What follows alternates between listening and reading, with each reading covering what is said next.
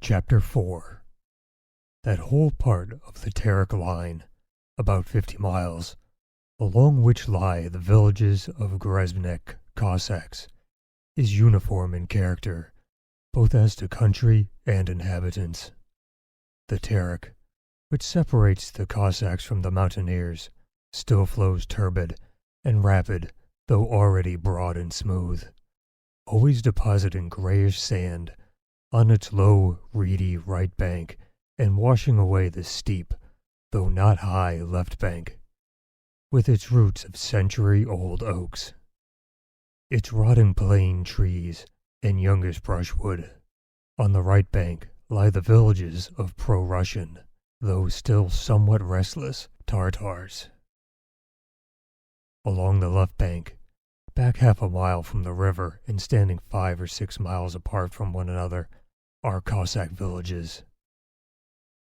In olden times, most of these villages were still situated on the banks of the river, but the Terek, shifting northward from the mountains year by year, washed away those banks, and now there remains only the ruins of the old villages and of the gardens of pear and plum trees and poplars, all overgrown with blackberry bushes and wild vines. No one lives there now, and one only sees the tracks of deer, the wolves, the hares, and the pheasants, who have learned to love these places. From village to village runs a road cut through the forest as a cannon shot might fly. Along the roads are cordons of Cossacks and watchtowers with sentinels in them.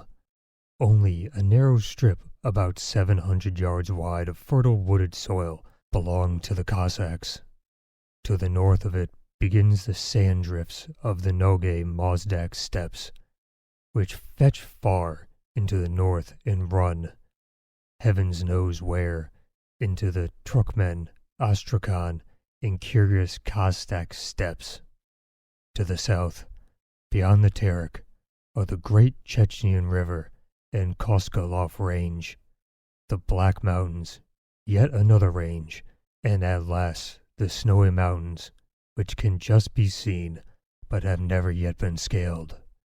In this fertile wooded strip, rich in vegetation, has dwelt as far back as memory runs the fine, warlike, prosperous Russian tribe belonging to the sect of Old Believers, and called the Grezbnik Cossacks. Long, long ago, their Old Believer ancestors fled from Russia and settled beyond the Terek, among the Chechens on the Greben, the first range of wooded mountains of Chechnya. Living among the Chechens, the Cossacks intermarried with them and adopted the manner and customs of the hill tribes, though they still retained the Russian language in all its purity, as well as their old faith. A tradition, still fresh among them, declares that Tsar Ivan the Terrible came to the Terek, sent for their elders, and gave them the land on this side of the river, exhorting them to remain friendly to Russia, and promising not to enforce his rule upon them, nor oblige them to change their faith. Even now, the Cossack families claim relationship with the Chechens, and the love of freedom, of leisure, of plunder and war still form their chief characteristics. Only the harmful side of Russian influence shows itself by interference at elections, by confiscation of church bells, and by the troops who are quartered in this country or march through it. A Cossack is inclined to hate less the Diznik hillman, who maybe has killed his brother, than the soldier quartered on to him to defend his village, but who has defiled his hut with tobacco smoke. He respects his enemy, the hillsman, and despises the soldier, who is in his eyes an alien and an oppressor. In reality, from a Cossack's point of view, a Russian peasant is a foreign savage, despicable creature, of whom he sees a sample in the hawkers who come to the country and in the Ukrainian immigrants who the Cossacks contemptuously calls wool beaters. For him, To be smartly dressed means to be dressed like a Circassian. The best weapons are obtained from the hillsmen, and the best horses are bought or stolen from them. A dashing young Cossack likes to show off his knowledge of Tartar, and when carousing, talks Tartar even to his fellow Cossacks.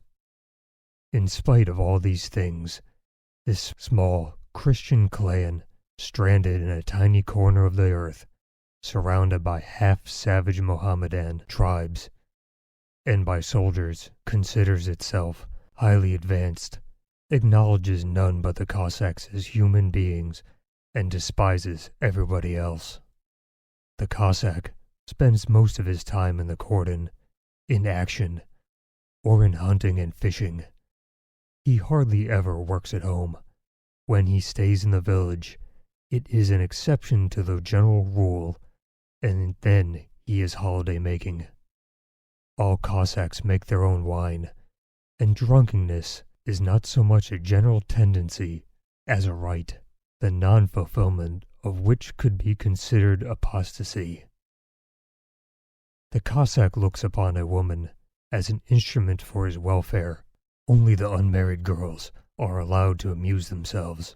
A married woman has to work for her husband from youth to very old age. His demands on her are the oriental ones of submission and labor. In consequence of this outlook, women are strongly developed both physically and mentally. And though they are, as everywhere in the East, nominally in subjection, they possess far greater influence and importance in family life than Western women. Their exclusion from public life and instrument to heavy male labor gives the woman all the more power and importance in the household. A Cossack, who before strangers considers it improper to speak affectionately or needlessly to his wife when alone with her, is involuntarily conscious of her superiority. His house and all his property, in fact the entire homestead, has been acquired and is kept together solely by her labor and care. Though firmly convinced that labor is degrading to a Cossack, and is only proper for a Nogai laborer or a woman, he is vaguely aware of the fact that all he makes use of and calls his own is the result of that toil, and that is in the power of the woman, his mother or his wife, whom he considers his slave, to deprive him of all he possesses. Besides, the continuous performance of man's heavy work and the responsibilities entrusted to her have endowed the Grezbnik women with a peculiarly independent masculine character and have remarkably developed their physical powers, common sense, resolution, and stability. The women are in most cases stronger, more intelligent, more developed, and handsomer than the men. A striking feature of Grezbnik's women's beauty is the combination of the purest Circassian type of face with a broad and powerful build of northern women.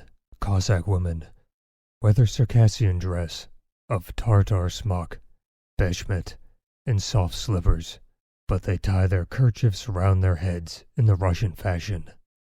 Smartness, cleanliness, and elegance in dress and in the arrangements of their huts are with them a custom and a necessity.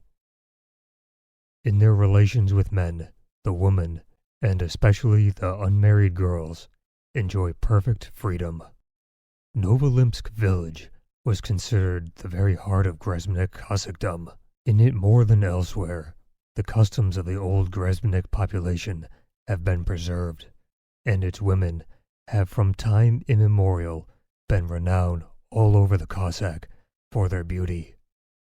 A Cossack's livelihood is derived from the vineyards, fruit gardens, watermelon, and pumpkin plantations, from fishing, hunting, maize and millet growing, and from war plunder. Novolimsk village lies about 2.5 miles away from the Terek, from which it is separated by a dense forest.